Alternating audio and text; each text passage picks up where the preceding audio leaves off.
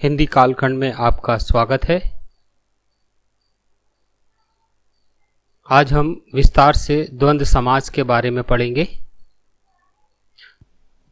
अब आगे देखिए कि आपकी मम्मी के माता पिता को आप क्या कहते हैं, है ना। आप अपने मन में सोचो, भाई नाना नानी कहते हैं, है ना। भगवान राम के पुत्रों का क्या नाम था? लव कुश, है ना।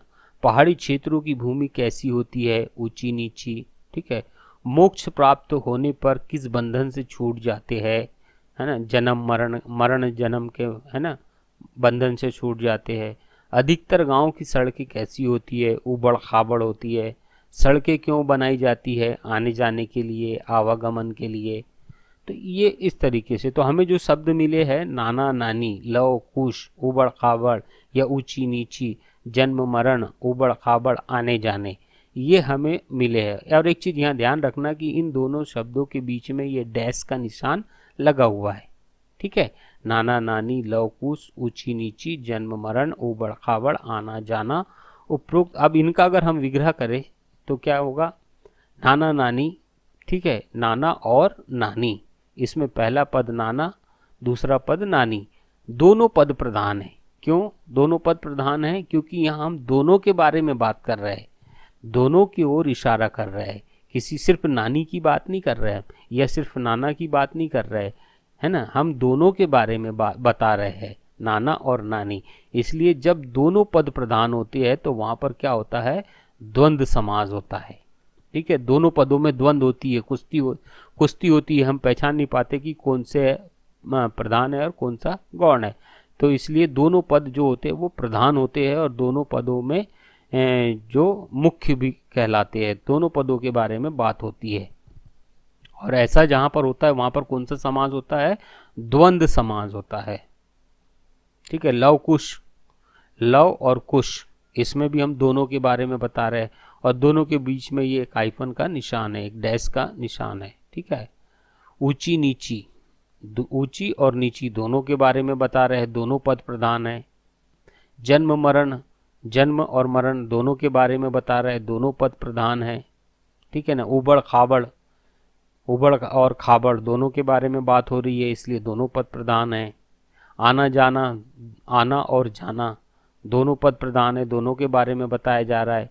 और ये सब जो है ये द्वंद्व समास के उदाहरण है। अब ये कुछ देखिए यहाँ पे, नाना और नानी, ठीक है। लव कुश में लव और कुश, ऊंच नीच में ऊंच और नीच, जन्म मरण में जन्म और मरण, उबड़ खाबड़ में उबड़ और खाबड़, आना और जाना, इसमें है आना और जाना। यह समस्त पद के दोनों पद प्रधान है, गौण कोई भी नहीं है। जब समस्त पद में दोनों पद प्रधान होते हैं, गौण कोई नहीं होता है, तो वहां पर द्वंद्व समास होता है, ठीक है। और एक चीज और देखना यहाँ पर कि द्वंद्व समाज में जो दोनों पद होते हैं वो ज्यादातर क्या होते हैं? एक दूसरे के विपरीत होते हैं। जैसे नाना और नानी, पहला पद और दूसरा पद, पहला पद दूसरे के विपरीत होगा और दूसरा पद पहले के विपरीत होगा। और कभी कभी क्या होता है, इसमें दूसरी चीज है कि इन दोनों पदों के बीच में, समस्त पद के बीच में ऐसा हाइफन लगा होगा, ऐसा डैश का निशान लगा होगा। ऊंच नीच, ऊंच, है ना, जन्म मरण, उबड़ खाबड़, आना जाना, तो ये ज्यादातर क्या होते हैं? एक दूसरे के विपरीत होते हैं।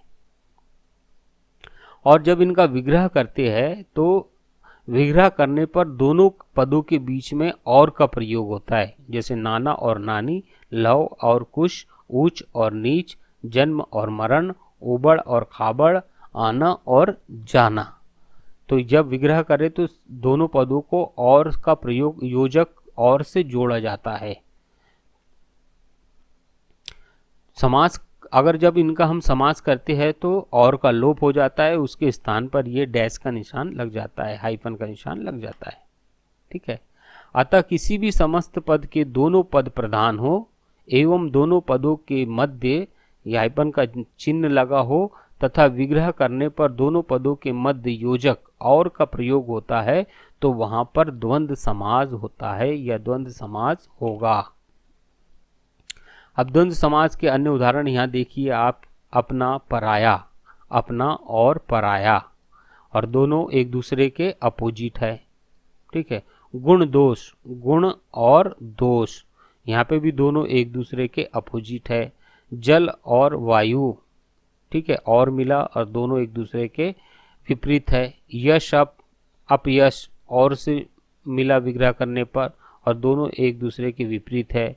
लाभ और अलाभ, ठीक है, लाभ अलाभ, यहाँ पे भी जो है दोनों एक दूसरे के विपरीत है। घी शक्कर, ठीक है, ये विपरीत नहीं है, लेकिन घी और शक्कर और लगा है इसमें, लेकिन ये एक ही उसके ज़्यादातर यूज होने वाले जो शब्द है उसमें ये से हाइपन जब लगाते हैं अपन तो वहाँ पर क्या होता है, द्वंद्व समास होता है। धन्यवाद। यह हमारा द्वंद्व समास का परिचय, अर्थ, परिभाषा, उदाहरण और समाप्त होते हैं। अगले वीडियो में हम बहुव्रीहि समास के बारे में पढ़ेंगे। तो मिलते हैं अगले वीडियो में बहुव्रीहि समास के साथ।